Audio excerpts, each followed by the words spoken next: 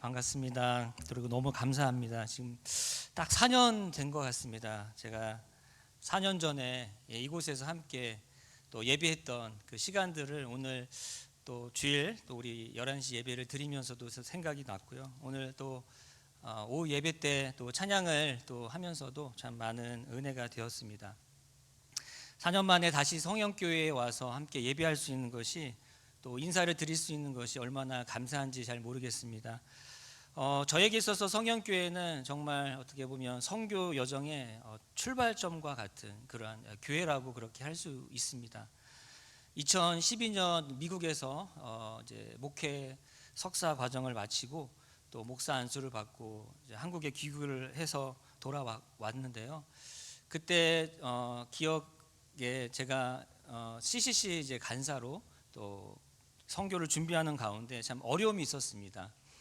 저희 모교회가 좀 어려움이 있어서 그 교회로 갈 수 있는 상황도 아니었고 또 선교사로 이제 준비해서 가야 되기 때문에 여러 가지로 또 준비할 것이 굉장히 많았던 그런 시기였는데 그런 과정 속에서 정말 외롭고 또 참 막막한 시간들이 있었는데 그때 우리 송선영 또 우리 사모님을 통해서 성영교회에 와서 금요 우리 기도회죠. 기도회 찬양 인도를 이제 부탁을 받고 그때 와서 이제 찬양 인도를 이제 제가 하게 되었는데 그때 이제 찬양 인도를 통해서 또 특별히 또 우리 성영교회와 또 연결을 또 하나님께서 시켜주셨고 또 우리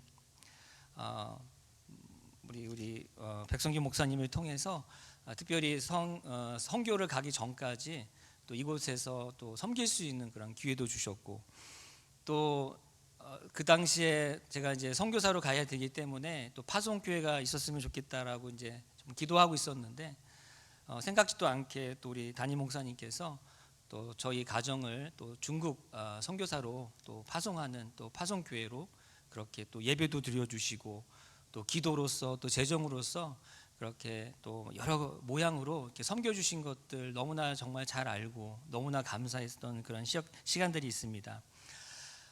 그리고 나서 7년 동안의 선교 여정을 가운데 이제 뭐 다 아시겠지만 벌써 이제 4년 전 일이 됐는데 코로나 이제 팬데믹으로 인해서 중국에서의 선교 사역을 마치고 돌아올 수밖에 없는 그런 상황이었습니다. 그때 2020년이죠. 2020년 2월 달에 저희가 들어왔는데 부모님 집에서 이제 저희가 잠시 기거는 했지만 참 굉장히 어렵죠. 저희 부모님이 사시는 곳도 그렇게 넓은 곳이 아니기 때문에 5가족이 왔으니까 정말 쉽지 않은 그런 시간들이었는데 그때 우리 또 담임 목사님께서 하늘 정원 오늘 밥을 먹으면서 참 그때 기억이 좀 생각이 많이 나더라고요. 저희 작년 21년도에 거의 1년 정도 기간 동안 하늘 정원을 저희 집처럼 그렇게 사용했었던 그런 기억들이 좀 또 이렇게 생각이 많이 났습니다.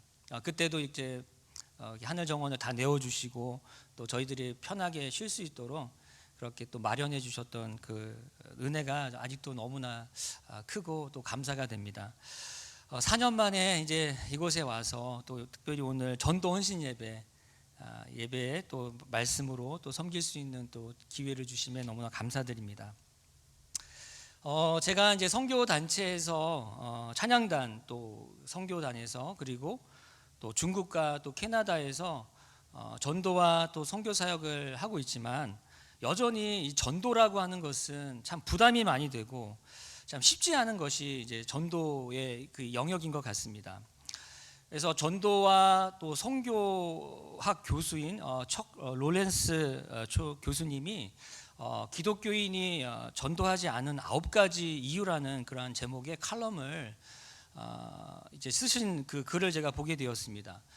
몇 가지만 좀 소개하면 첫 번째로 복음 전도의 롤 모델을 찾기 힘들기 때문에 전도하지 않는다. 이 말은 주변에 전도하는 사람이 가까이 없기 때문에 어떻게 해야 할지 모르겠다라고 하는 그러한 이제 내용이었습니다. 두 번째는 일부 교인들은 전도를 필수라고 생각을 하지 않는다는 그러한 이제 이야기를 했습니다. 그러니까 전도는 특별한 어떤 사람만이 사명을 가지고 뭐 목회자나 아니면 선교사나 이러한 어떤 사역자들만이 하는 그런 어떤 책임의 역할이다라고 그렇게 생각을 한다는 것입니다. 또 세 번째는 예상치 못한 상황에 대한 두려움 때문에 전도하는 것에 대한 두려움과 또 거절당할 것에 대한 그런 마음 때문에 또 이렇게 전도를 하기가 어렵다고 하는 것입니다. 왜냐하면 관계성 안에서 전도를 해야 하기 때문에 전도를 했을 때 그 거절당하면 어색해질까봐, 그 어색해짐에 대한 그런 어떤 어려움이 있을까봐 이 전도에 대해서 망설이게 된다는 것입니다. 또 한 가지는 우리가 이미 구원을 받았다라고 하는 이런 이유도 있더라고요.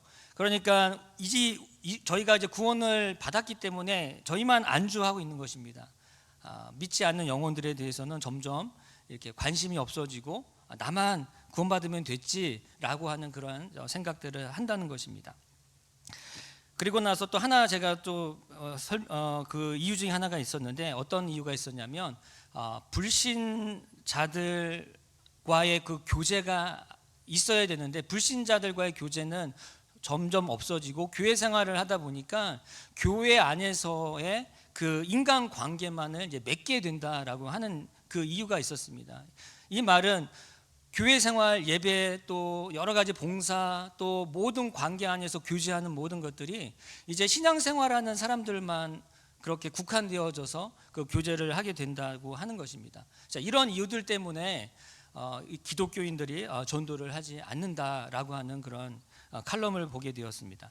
여러분들은 어떻습니까? 성현교회 성도님들은 어떻습니까? 영혼을 구원하여 제자를 삼는 것에 정말 그 목표를 두고 그렇게 살아가고 있고, 특별히 이제 하반기를 마치고 또 7월 첫째 주 특별히 전도 헌신 예배를 드리는 교회가 얼마나 있을지는 잘 모르겠지만, 이 성현교회는 특별히 이 지역 사회와 더 나아가서 또 세계 선교를 향해서 특별히 영혼을 구원하여 제자 삼는 이 전도의 사명을 더 열심히 감당하고자 하는 그런 마음으로 오늘도 이 자리에서 예배를 드리면서 또 다시 헌신을 하는 그런 시간을 갖는 아주 귀한 시간이라고 생각이 되어집니다. 오스카 톰슨 주니어의 그 관계 중심의 전도 책이 있습니다. 그 책에 보면은 일반적인 교회에서 전도 방법에 있어서의 그 문제점 세 가지를 이렇게 지적을 한 그 글이 있습니다. 첫 번째는 뭐냐면 전도를 잘 안 한다는 것입니다. 일반적인 교회에서 우리가 이미 또 이야기했지만 믿지 않는 사람들에게 전도를 잘 안 한다는 것입니다. 둘째는 뭐냐면 기신자, 이미 믿고 있는 사람을 인도하는 것을 전도로 오해한다는 것입니다. 이게 두 번째 문제를 지적했습니다. 마지막 세 번째 문제는 뭐냐면 비신자를 교회로 인도하는 것이 거의 불가능하다는 것입니다. 왜 그렇습니까? 왜냐하면 비신자와 교제를 하고 있지 않기 때문이다라고 이 오스카 톰슨은 지적을 했습니다.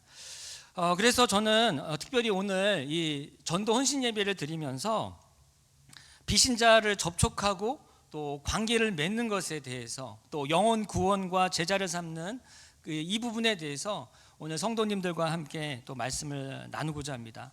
그래서 전도에 전혀 관심이 없었던 분들, 또 전도를 하고 싶지만 아직 못하고 계시는 분들, 그리고 전도는 하고 있지만 어려움을 겪고 있는 분들에게 오늘 제 말씀이, 또 하나님의 말씀이, 그 내용이 도움이 되었으면 좋겠습니다. 여러분, 우리 조직 생활에서 가장 중요한 것이 무엇인가라는 그러한 질문을 받는다면 여러분은 어떻게 대답하시겠습니까? 이 문제는 이 공기업 면접 시의 단골 예상 질문처럼 늘 이렇게 묻는 그런 질문이라고 합니다. 조직 생활에서 가장 중요한 것은 무엇입니까?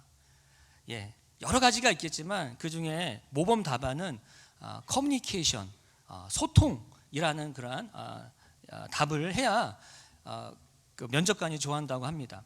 그 이유는 조직 생활에 있어서 조원들과 특별히 또 조직원들과 협동 활동을 하기 때문에 이 소통하는 것이 굉장히 중요하다는 것입니다. 여러분, 소통을 잘한다는 것은 관계를 잘 맺는다라는 말로 우리가 다시 바꾸어 말을 할 수 있을 것입니다. 관계를 잘 못하면 소통도 문제가 발생하기 때문에 그렇습니다.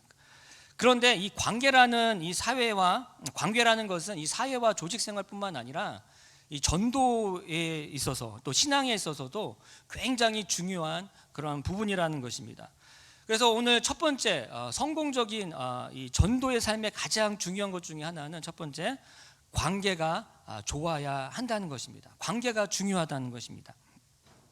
성공적인 전도의 삶에서 이 가장 중요한 이 관계는 무엇보다도 하나님과의 관계일 것입니다.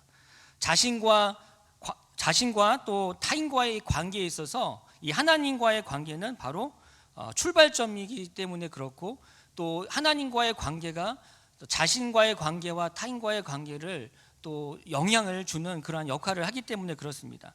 그래서 하나님과의 친밀한 관계를 맺는 것은 바로 이 영적 성장의 기초가 될 뿐만 아니라 또 모든 관계의 출발점이 되기 때문에 그렇습니다. 그렇기 때문에 성공적인 이 전도의 삶을 위해서는 먼저 반드시 하나님과의 관계를 점검해야 한다는 것입니다. 먼저 내가 구원의 확신이 있는가, 그리고 나는 성령 충만한 삶을 살아가고 있는가, 이 부분에 대해서 분명하게 우리가 그 하나님과의 관계를 짚고 넘어가야 한다는 것입니다. 제가 선교단체에서 생활을 하면서 사역을 하면서 여러 번 사역리 전도 훈련을 시킨 적이 있습니다. 사역리 전도 훈련을 LTC1이라고 하는데, 리더십 트레이닝 코스라고 해서 이 사역리 전도 훈련은 이제 실습과 또 그다음에 그 강의로 이렇게 나눠져 있습니다.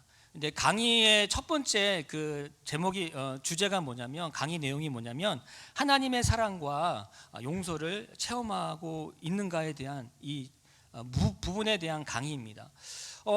사역리 강의는 대부분 기신자들, 믿는 사람들이 모여 있는데 이런 사역리 강의를 할 때 첫 번째로 첫 과에서 다루는 게 하나님의 사랑과 용서를 체험하고 있는가라는 이 강의 내용을 하고 있다는 것이, 처음에 저는 대학교 1학년 때 그 훈련을 받으면서 좀 의아했습니다. 왜 여기 다 믿는 분들인데, 다 믿는 학생들이 와 있는데 왜 이런 강의를 하지? 뭐 이런 생각을 한 적이 있습니다. 근데 이 강의가 너무너무 중요하더라고요. 최근에 제가 몇 주 전에 저희 교회에서 예수 영적 모임을 인도를 하고 왔는데, 두 자매에게 1시간 동안 예수님의 복음에 대해서 그렇게 설명을 하면서 예수 영적 모임을 했습니다. 두 분 다 어렸을 때, 청소년 때 예수님을 영접하진 않았고, 그때 그들의 새가족반 때 얘기 들었던 것은 타 교회를 또 생활을 하고 신앙생활을 했던 그러한 자매님들이었습니다. 한 분은 쭉 생활을 잘 하다가 이제 워킹 홀리데이로 이제 저희 그 몬트리올에 온 지 한 달 정도 된 자매가 저희 교회에 와서 이제 새가족반을 들었고, 또 한 자매님은 청소년 또 대학 생활까지는 신앙생활을 했지만 또 결혼하면서 또 아이를 낳고 그러다 보니까 이제 신앙생활을 못 하고 있다가 이제 거의 한 10년이 넘게 이렇게 교회로 예배도 드리지 않고 그렇게 좀 세상적으로 이제 살다가 이제 몬트리올에 와서 저희 교회에 오신 그런 자매님이었습니다. 두 분 다 새가족반에서 이야기 듣기로는 다 예수님을 믿는 것처럼 그렇게 이야기를 했는데, 예수 영접 모임 때 두 자매님들한테 복음을 전했을 때 한 자매님이 예수님을 영접을 하더라고요. 눈물을 흘리면서.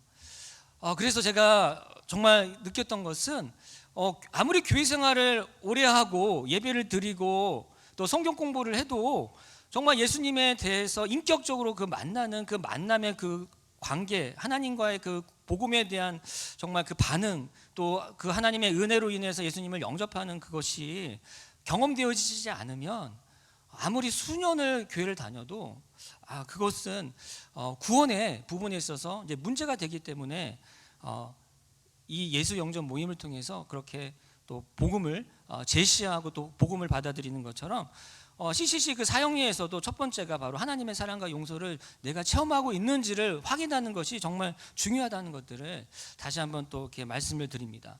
두 번째 강의가 뭐냐면 성령 충만한 삶을 살아가고 있는가입니다. 그래서 예수님의 사랑과 용서를 체험했지만 그러나 여전히 나의 삶은 하나님과 관계없이 여전히 나의 삶 가운데 주인이 내가 되어 있고 성령 충만하지 않은 그런 모습으로 살고 있다면 그 삶 또한 예수님은 영접했지만 그러나 세상 사람들과 다를 바 없는 변화되지 않는 그런 삶들을 지속적으로 살아갈 수밖에 없다는 것들을 그 강의 내용이 그렇습니다.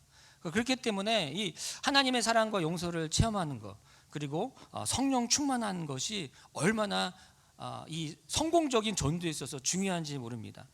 그래서 우리가 하나님의 말씀에 순종하며 살아가고 있는가, 또 인격적인 열매를 맺고 있는가, 자, 이것들을 통해서 우리가 성공적인 전도의 삶을 살아가는 중요한 첫 번째 우리 관계의 중요함이다라는 것들을 말씀드리고 싶습니다.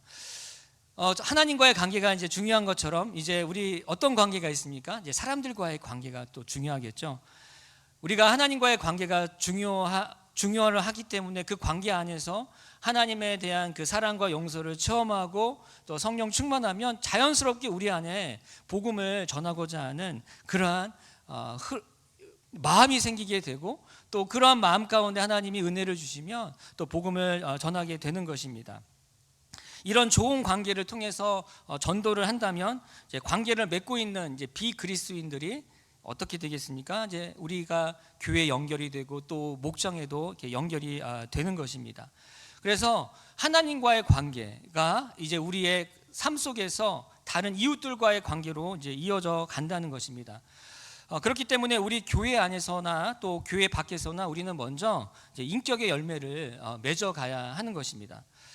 그리스도인들을 대상으로 예수님을 믿게 된 그 동기를 이제 조사한 어떤 설문이 있었는데, 그 설문에 의하면 어떻게 해서 예수님을 영접하게 됐는지, 또 교회에 오게 됐는지에 대한 질문을 했더니 80% 정도가 다 관계에 의해서 교회를 왔고 또 전도를 받았고 또 예수님을 영접했다라고 그렇게 설문을 했다고 합니다. 설문에 답했다고 합니다. 이 말은 무엇입니까? 여기 있는 대부분의 성도님들 가운데서도 거의 한 70-80%는 다 관계를 통해서 교회에 나와서 또 예수님의 복음을 듣고 또 복음 가운데 또 반응해서 은혜로 이제 하나님의 자녀가 되었다라고 하는 것입니다.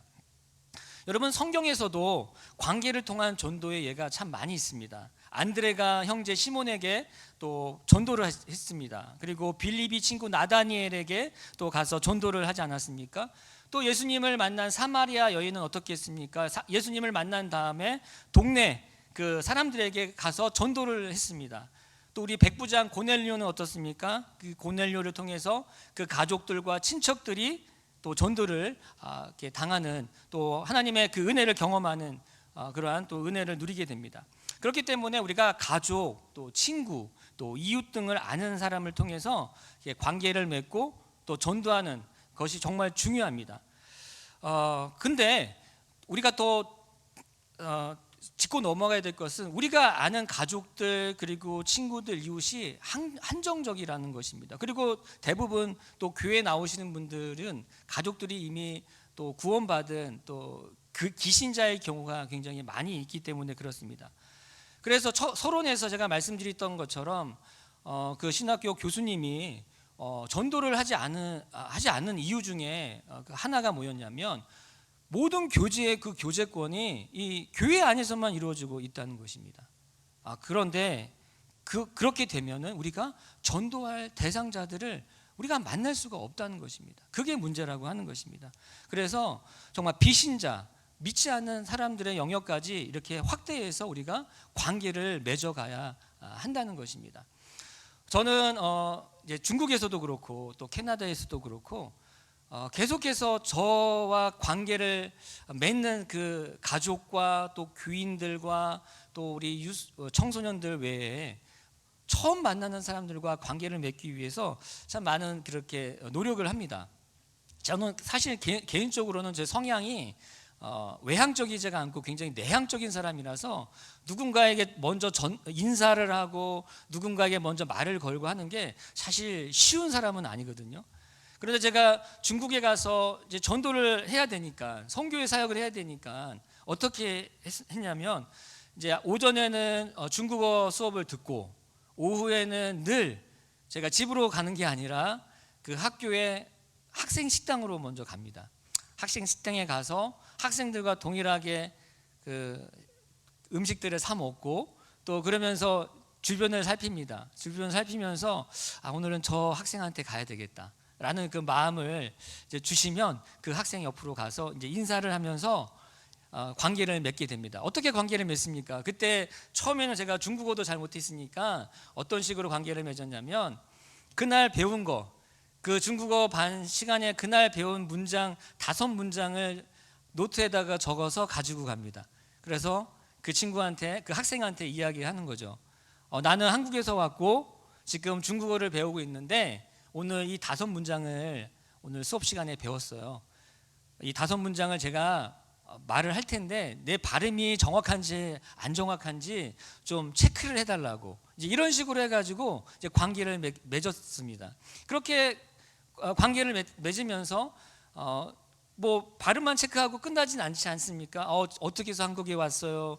또 왜 이곳에 왔어요? 지금 뭐를 하고 있어요? 막 이런 식으로 이제 또 이야기를 이어가면서 관계를 맺는 것입니다. 그러니까 제가 이제 그 학생들한테 너무 고맙다고, 내가 내일 너에게 밥을 좀 사주고 싶다고, 이 학생 식당에서 다시 만나서 밥을 같이 먹자고, 이제 이렇게 해서 이제 관계를 맺는 것입니다. 그래서 1번, 2번, 3번 밥을 먹기 시작하면, 밥을 1-2번 먹기 시작하면 이제 어떻게 됩니까? 이제 친해지죠. 친해지고 또 서로 여러 이야기들을 하다 보니까 이제 상대편이 이제 안심이 되는 겁니다. 이제 이야기를 내가 해도 되겠다.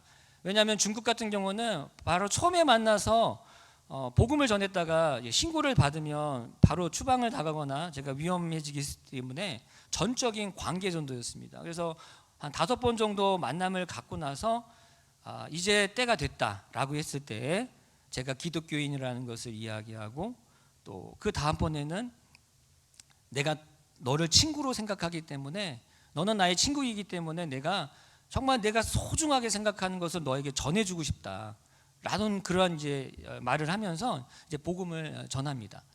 뭐 중국에서뿐만 아니라 이제 캐나다에서도 저는 늘 새로운 사람들, 그래서 저희 아이들이, 특히 우리 둘째 선민이가 늘 저한테 이렇게 툭툭 쳐요.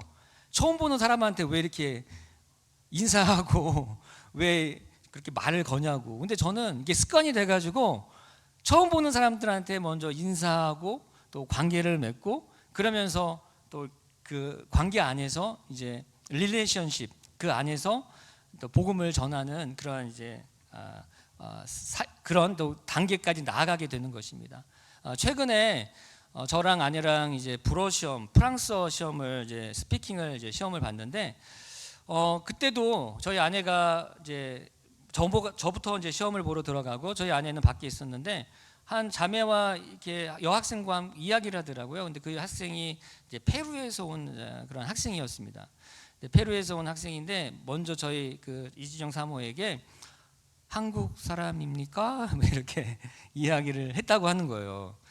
그러면서 이제 요즘에 한국이 그 K 문화가, K 한류가 너무 유행하지 않습니까? 그러다 보니까 뭐 한국어, 또 한국 음식, 또 한국 문화가 굉장히 인기가 많습니다.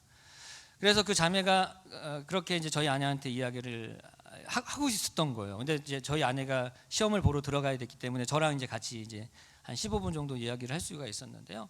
그렇게 또 이야기를 하면서 관계를 맺고, 그 다다음 주에 저희 교회에 이제 초청을 해가지고 저 교회 지금 청년부 목장 모임에 지금 나간 지가 벌써 이제 한 달이 되어 갑니다. 이렇게 우리가 처음 만난 사람들에게 그 관계를 맺는 것들을 해가야 우리 이 지역에서 우리가 알고 있는 가정, 그리고 우리의 가족들, 그리고 이웃 친구의 그 영역을 벗어나야 우리가 비신자, 예수님을 믿지 않는 그 사람들까지 우리가 나아갈 수 있게 된다는 것입니다. 그래서 우리가 이러한 관계성을 우리가 확장해 가는 것이 참 중요하다. 그래서 특별히 오늘 전도 헌신 예배를 드리면서 우리 오늘 드리시는 우리 모든 우리 성도님들이 이번 하반기에는 내가 알지 못하는 사람들, 나 저 분과 또 이웃과 또 인사를 하면서 또 관계를 맺어야지라는 그러한 또 계획들을 생각해 보시면 참 좋겠다는 생각을 합니다. 두 번째, 우리 성공적인 전도를 위해서는 사명을 붙들어야 한다는 것입니다. 사명을 붙들어야 합니다. 여러분, 그리스도인이라면 수행해야 할 정말 미션이 있습니다. 누구에게나 주어진 미션입니다. 이 미션은 이 마태복음 28장에 나와 있는데요. 우리 마태복음 28장 말씀을 한번 같이 읽어보겠습니다. 같이 읽겠습니다.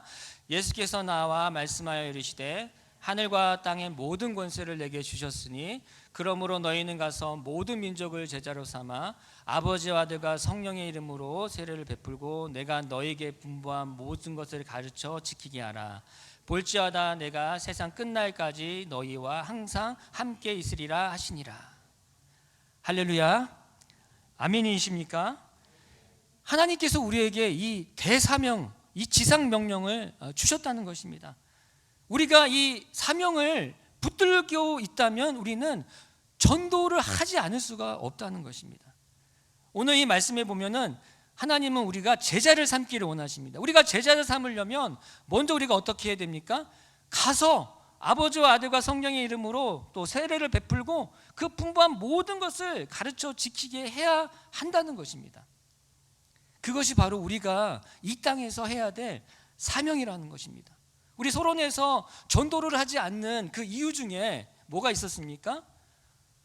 전도는 필수가 아니라는 겁니다. 전도는 특정한 사람, 목회자나 선교사나 이런 어떤 전문 사역자만 해야 되는 역할로 그렇게 생각을 하고 있다는 것입니다. 그렇기 때문에 움직이지 않는다는 것입니다. 내가 굳이 왜 전도를 해야 하나라는 그런 생각을 하고 있는 경우가 있다는 것입니다. 그러나 오늘 이 말씀에서는 우리에게 모두 이러한 사명을 주셨다는 것입니다. 오늘 찬양 가운데서도 세상 모든 민족이 구원을 얻기까지 정말 하나님께서 쉬지 않으시고 또 우리가 주님의 손과 발이 되어서 주님의 심장을 가지고 그렇게 우리가 물이 바다를 덮은 것과 같이 정말 온 땅 가운데 하나님의 복음이 충만해 줄 수 있도록 우리가 그렇게 사명을, 전도의 사명을 이렇게 감당해 가야 하는 것입니다. 자, 고린도후서 5장 20절 말씀을 또 한번 보겠습니다. 우리 고린도전서 5장 20절 말씀 같이 읽겠습니다.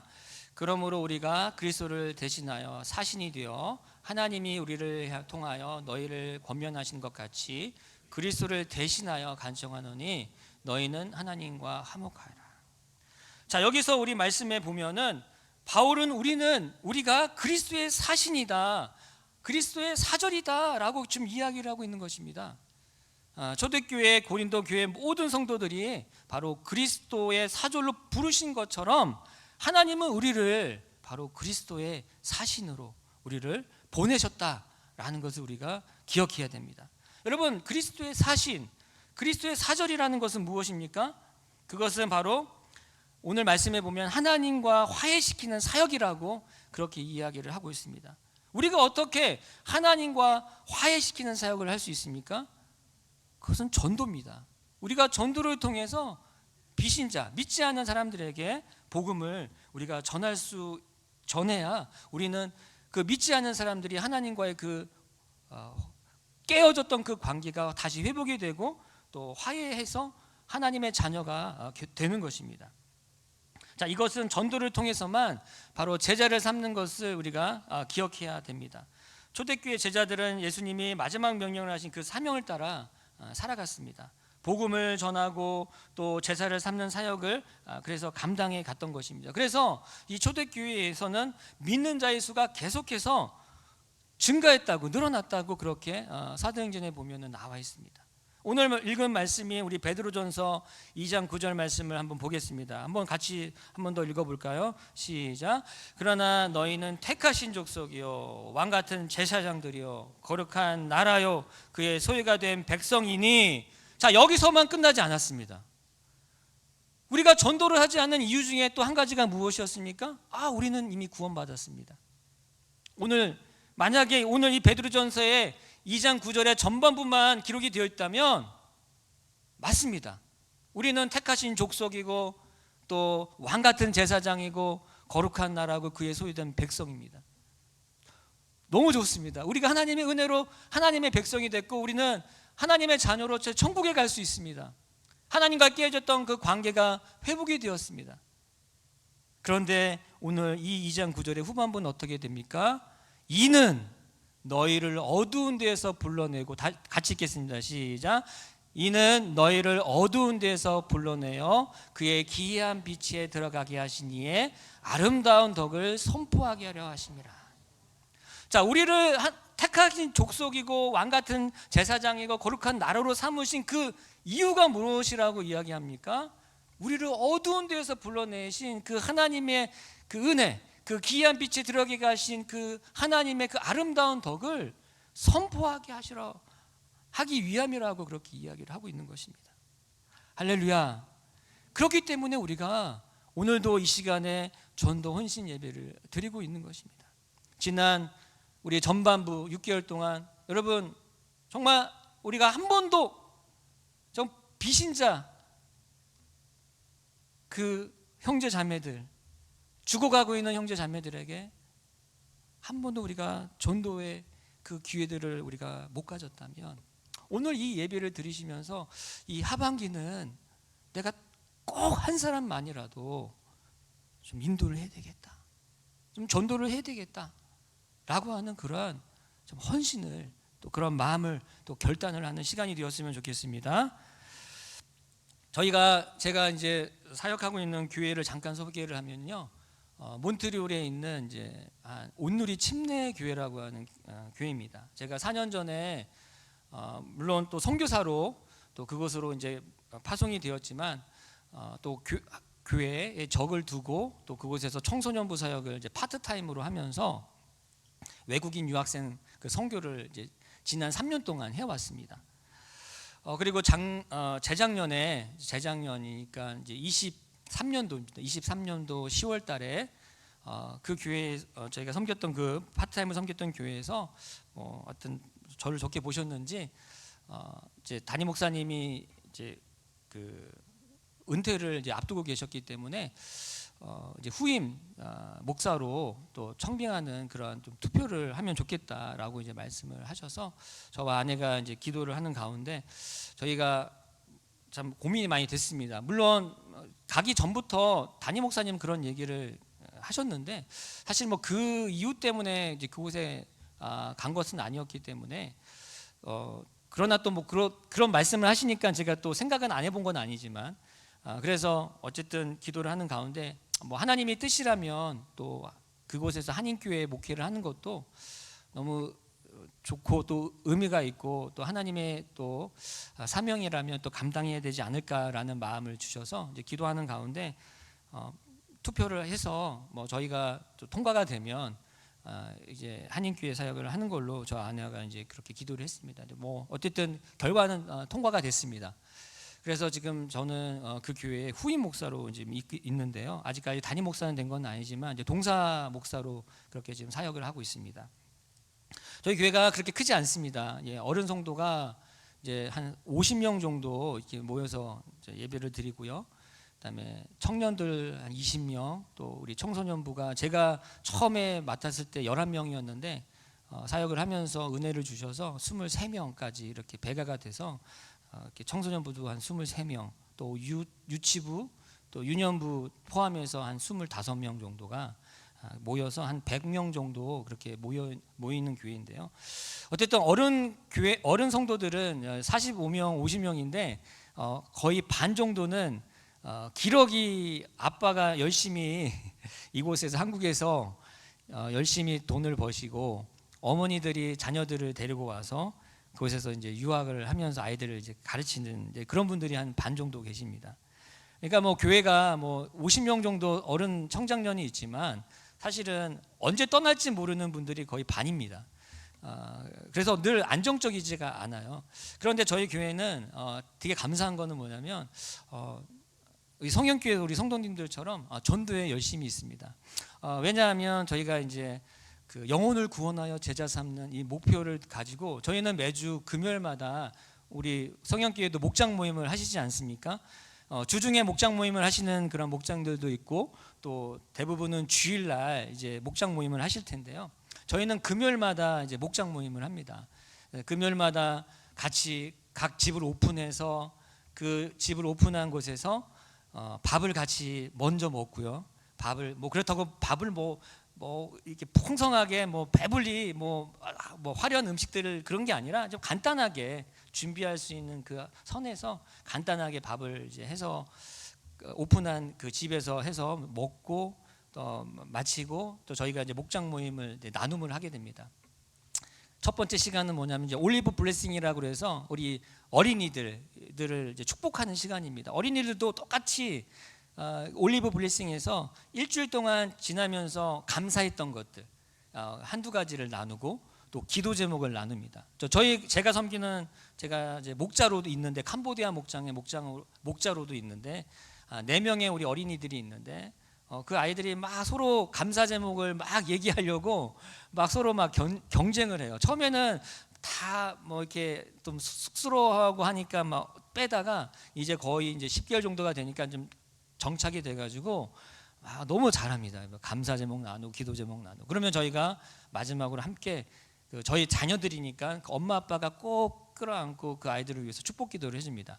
축복이 끝나면 그 아이들은 이제 어린이 목장으로 이제 내려가고 또 저희 어른들만 이제 같이 또 모임을 갖습니다. 그래서 말씀 나눔 지난 우리 주일날 설교했던 말씀을 맡은 이제 그런 목원이 말씀을 요약을 이제 합니다. 한 5분 정도 요약을 하면 또 각각 돌아가면서 어떻게 그 말씀을 삶에 적용했는지를 이렇게 이야기를 합니다.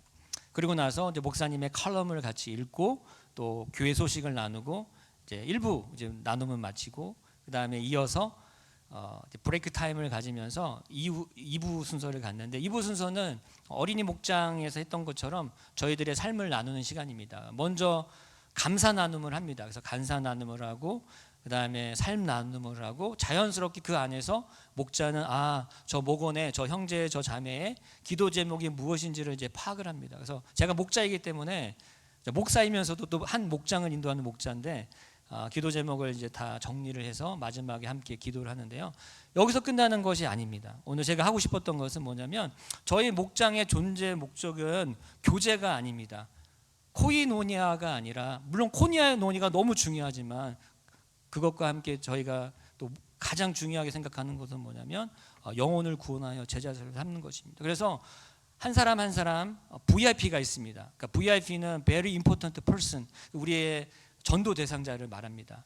그래서 전도 대상자를 우리가 목장을 시작하면서 이제 한 사람씩 다 이제 대상자를 선택을 하게 했습니다. 기도하면서 전도할 대상자를 이제 리스트를 작성하는 가운데 그 중에서도 가장 먼저 전도해야 될 그 대상자 한 명을 저희가 추려서 저희 목장이 인원이 6명인데 어른들이 다 6명이 이제 VIP가 저희 이제 기도 제목에 이제 들어오게 되는 겁니다. 불신자 우리의 전도 대상자 VIP 이제 기도 제목을 목장에 끝날 때 늘 그들을 위해서 기도합니다.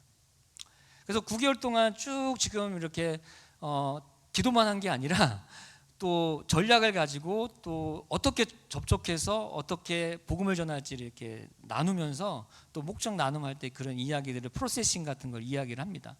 그래서 현재 저희가 6명 중에 2분이 목장에 나오고 있습니다. 할렐루야. 그래서 한 명은 우리 강창환 형제 이제 거기 그 맥일대라고 되게 좋은 대학이 있는데 그 맥일대 그 연구원으로 포닥으로 있는 형제인데 이제 그 박사 과정에 있는 형제 한 명을 이제 VIP로 삼고 기도했는데 저희 교회에 지금 목장에도 나오고 또 교회까지 연결이 되었고요. 또 한 분은 저희 그 성탄절이나 또 부활절 이럴 때 초청을 해서 이제 나왔던 그런 이제 분인데 이제 그분도 이제 목장에 또 나오다가 지금 또 중단을 하셨는데 아무튼 그렇게 계속해서 우리가 기도하면서 그 목장 모임의 목적이 교제 우리 성도들만의 교제가 아니라 더 나아가서 이제 우리 불신자 우리 VIP 전도 대상자들까지 확장이 돼서 교회로 먼저 데려오는 게 아니라 저희 목장에 먼저 데려오게 합니다. 그래서 목장에서 먼저 관계를 맺게 합니다. 그래서 이러한 정말 이 사명을 저희 교회가 지금 그 캐나다 몬트리올에서 감당을 해가고 있는데 저희 목장뿐만 아니라 뭐 세네갈 목장, 그다음에 도미니카 목장 이런 목장들이 있는데 이런 목장에서 이러한 전도의 그 열매들이 지금 정말 더디지만 막 부흥하고 막 갑자기 많은 영혼들이 막 몰려오고 막 이런 건 아니지만 하나하나씩 그렇게 이루어져 가고 있는 것들을 보게 되고요. 특별히 청년 목장에서는 저희 아내 이지영 사모가 3년 전에 6명을 데리고 청년들 목장을 이제 시작을 했는데, 그때 이제 청년 목장의 목자였는데요. 6명으로 시작해서 되게 힘들었습니다. 저희 아내가 매주 금요일마다 밥을 하고 모임을 인도하고, 저는 그때 또 청소년부를 하기 때문에 또 금요일 날 교회 가서 청소년부 사역을 했거든요. 예, 그렇게 3년을 정말 헌신을 했는데, 이제 제가 이제 키웠던 그 제자들이 이제 대학에 가게 되고, 그 친구들이 이제 조인이 되면서 또 대학에서 친구들을 한두 명을 데려왔는데, 한국인들이 아니라 이제 필리핀계 이제 캐네디언을 데리고 왔습니다. 케네스라고 하는 친구인데, 이 케네스가 한번 와보더니 너무 좋은 거예요, 이 모임이. 그러니까 이 케네스가 또 다른 친구들을 막 데리고 왔어요. 중국계 이제 캐네디언들을 데리고 왔어요. 갑자기 저희 아내가 목장에 목자로 있을 때 7, 8명이었던 인원이 갑자기 20명이 돼버린 거예요. 그게 한 2개월 만에. 그래가지고 음식을 6, 7명 정도 이렇게 서포트를 하다가 갑자기 20명 막 이렇게 넘게 막 오니까 너무 힘들게 6개월 동안 그렇게 했었거든요. 막 그런 일들이 일어나더라고요. 정말 기도하고 또 하나님께 정말 이렇게 헌신을 했더니 어느 순간 그렇게 또 열매들을 주시는 것들을 보게 됩니다. 이런 일들이 정말 일어나고 있는 것들을 보면서 영혼을 구원하여 제자 삼는 그 사명을 붙들고 우리가 살아간다면 그런 열매들은 계속해서 맺혀질 수 있고, 이 사도행정적인 이 초대교회의 그런 어떤 그 전도의 그 놀라운 열매들이 이곳에서도 지금 이 현장에서도 일어날 수 있다라는 것들을 말씀을 드리고 싶습니다. 마지막으로 이 성공적인 전도를 위해서는 사랑을 실천해야 합니다. D.L. 무디는 19세기에 가장 영향력 있는 복음 전도자였습니다. 그렇죠? 그 D.L. 무디가 이런 말을 하였습니다. 어떤 말을 했냐면 100명 중 1명은 성경을 읽고 나머지 99명은 그리스도인을 읽는다. 이 말이 무슨 말입니까? 비그리스도인들은, 믿지 않는 사람들은 우리의 삶을 보고 교회로 나온다는 것입니다. 참 중요합니다. 그래서 우리가 사랑을 실천하는 것, 이것이 정말 중요합니다. 성경을 직접 접하지 않은 대부분의 불신자들은 이 기독교인의 삶의 모습을 보고 신앙에 대한 이 궁금증을 갖기도 하고 또 거부감을 또 표현하기도 한다는 것입니다. 그렇기 때문에 내가 어떠한 삶을 살아내고 있는가가 정말 중요하다는 것입니다. 우리 마태복음 5장 16절 말씀을 같이 한번 읽겠습니다. 시작. 이와 같이 너희의 빛을 사람에게 비추어서 그들이 너희 착한 행실을 보고 하늘에 계신 너희 아버지께 영광을 돌리게. 아멘. 우리가 하나님의 자녀로서 이 땅에서 착한 행실로 사랑의 실천을 통해서 하나님의 영광을 드러내야 한다는 것입니다. 제가 이제 저희 교회가 이제 가정교회라는 이제 목장 교회를 하다 보니까 이제 북미 지역에서 이제 목회자 컨퍼런스가 있으면 제가 1년에 2번이 있는데 한 번 정도는 제가 이제 참석을 하게 되는데요. 지난번에 LA에서 이 목장을 하는 그 교회들이 또 목회자들이 모여서 컨퍼런스가 있었는데, 그때 제가 개척 가정교회 길라잡이라는 그 과목을 수강을 했습니다. 근데 그 강사님이 청주 사랑의 교회의 안국철 이제 목사님이셨어요.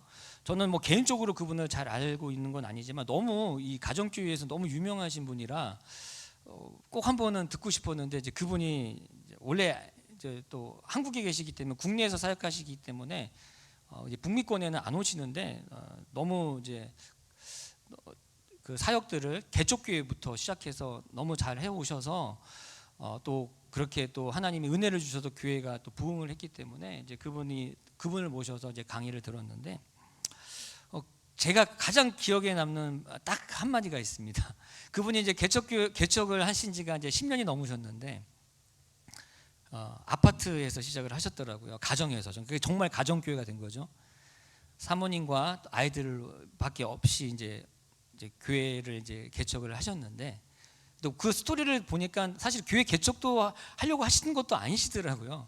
어떻게 하다 보니까 이제 교회가 됐고, 그 당시 또 먹고는 살아야 되니까 또 그분이 이제 영어 강사로 또 학원에서 또 강사 일을 하면서 이렇게 교회를 개척하시게 됐다고 하더라고요. 근데 제가 가장 지금 기억에 남는 것은 뭐냐면 좋은 아저씨가 되자. 그 지역 동네에서 좋은 아저씨가 되자. 그게 그 목사님의 그 뭐라고 하죠? 어떤 목회자로서 또 목사로서 다가가는 게 아니라 좋은 이웃, 좋은 아저씨로서 다가가야 한다는 것에 대해서 이렇게 이야기를 하시면서 이제 강조를 하셨습니다. 그러고 보니까 저도 제가 이제 살고 있는 집이 현재는 1년 전에 이사를 하게 되었는데 원래 아파트에 있다가 이제 목장 모임을 위해서 좀 더 넓은 공간이 필요하기 때문에 저희가 작년에 기도하면서 좀 거처를 좀 옮겼으면 좋겠다고 하나님께 기도를 했었는데 정말 좋은 거처를 주셔서 목장 모임을 할 수 있는 그런 이제 주택이 있는 곳으로 이제 이사를 하게 되었습니다. 최근에 있었던 일인데 저희 교회 성도님이 그 아파트에 사시는데 이분도 이제 유학으로 자녀들을 데리고 오신 이제 부부인데 이제 이분들이 이제 그 집을 구하고 있었는데 마침 저희 옆집에 2층에 집이 난 거예요. 근데 너무 그 시세보다도 너무 저렴하게 그 아파트가 아니죠. 그 렌트 월세가 이제 나온 겁니다. 그거를 보자마자 제가 이제 그 집을 구하시는 그 성도님에게 이제 말씀을 드렸습니다. 근데 이분들이 오신 지가 얼마 안 되기 때문에 한국도 마찬가지겠지만 이제 특히 이제 그 캐나다는 1년밖에 안 되면 그 신용이라는 게 쌓이지 않지 않습니까? 뭐 신용카드를 사용해야 되고 또 뭐 어떤 차를 산다거나 집 렌트를 했을 때 매월 꼬박꼬박 그 렌트비를 내고 또 뭐 카드를 사용하면 그 카드를 잘 또 갚아가야 하고 이런 게 굉장히 중요하거든요. 이 미국이나 캐나다는 그래야 신용이 쌓이니까. 근데 이분들이 그렇게 신용이 없는 거예요. 그리고 이분들이 보니까 이 형제 자매님들이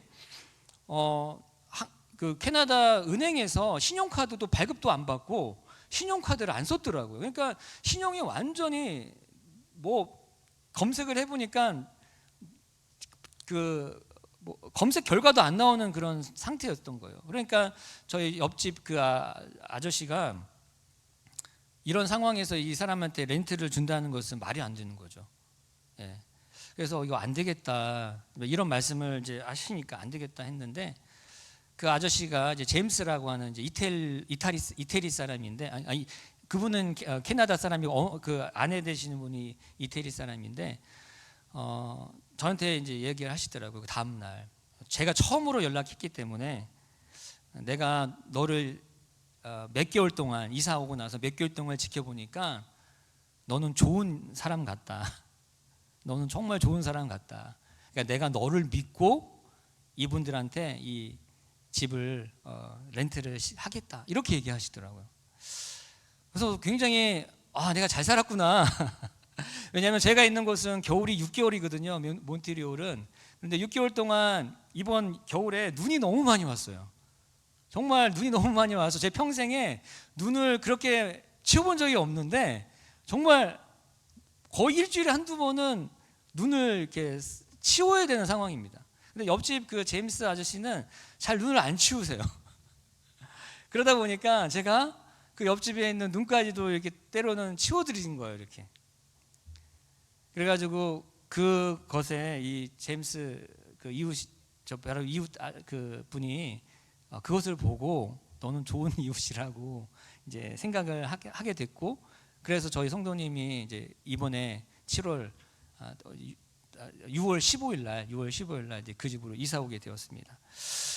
제가 말씀드리고 싶은 것은 사랑을 실천하는 게 정말 중요하다는 것입니다. 우리의 삶의 모습을 보고 믿지 않는 사람들은 평가를 한다는 것입니다. 그래서 오늘 전도 헌신 예배를 드리시면서 정말 우리 모든 우리 성령교회 우리 분들이 우리 성도님들이 세 가지를 기억했으면 좋겠습니다. 먼저 하나님과의 관계 그리고 이웃과의 관계 물론 가족과 또 성도님들과의 관계도 중요하지만 그러나 우리의 관계를 확장시켜서 믿지 않는 사람들과의 관계도 확장해 가야 된다. 두 번째는 사명을 우리가 붙들어야 된다. 세 번째는 이제 사랑을 실천해야 한다는 것입니다. 그래서 여러분 이 시간에 한번 적용을 좀 해봤으면 좋겠습니다. 오늘 또 특별히 전도 헌신 예배니까. 근데 제가 그 새가족방 들어가 보니까 이제 여기 보니까 이제 그 전도 그 표가 있는 것 같긴 해요. 그래서 한번 1분 정도 한번 눈을 감고 한번 믿지 않는 나의 이웃은 누구가 있을까? 또 이렇게 여러 또 방문하시는 그런 마켓이나 또 여러 그런 또 우리가 일상적으로 특별히 인사만 하고 특별히 관계가 없는 그런 우리 이웃들을 한번 생각해 보시고 내가 1년 동안 남은 하반기 동안 이분에게 이제 우리 목장으로 초대하거나 또 교회의 어떤 행사나 또 교회 예배 가운데 초대를 하기를 좀 이렇게 결정을 하는 시간을 좀 가졌으면 좋겠습니다. 두 번째는 그렇게 결정이 되었으면 이제 기도를 하셨으면 좋겠습니다. 저희가 목장 모임 때마다 계속 저희는 VIP를 위해서 기도합니다. 그리고 그 다음 주에는 그 상황이 어떻게 됐는지를 늘 이야기를 합니다. 그래서 저희 목장의 사랑의 교회 뭐 큰 교회잖아요. 거기 오랫동안 뭐 청년 때부터 뭐 어렸을 때부터 교회를 다니시던 형제 자매들 뭐 젊은 형제 부부입니다. 이분들은 휴직을 하고 저희 교회에 지금 나오고 있는데 큰 교회 다니면서 한 번도 전도를 해본 적이 없대요. 큰 교회 문제들은 뭐냐면 수평이동이 많지, 기신자의 수평이동이 많지 정말 비신자가 오는 경우가 정말 드뭅니다. 그러나 우리가 이 지역에서 정말 이렇게 불신자, 특별히 전도 대상자들을 위해서 우리가 기도하고 그들을 찾아내야 될 줄 믿습니다. 그렇게 하나님 앞에 좀 기도하는 시간을 좀 가졌으면 좋겠고, 그 다음에 이제 목장에 초대하고 또 교회 예배로까지 초대해서 정말 올해 마지막 또 성탄절을 드리면서는 이곳에 정말 믿지 않는 우리 VIP들이 함께 또 예배를 드리는 놀라운 그 감격의 은혜가 있기를 주님의 이름으로 축복합니다. 같이 한번 기도.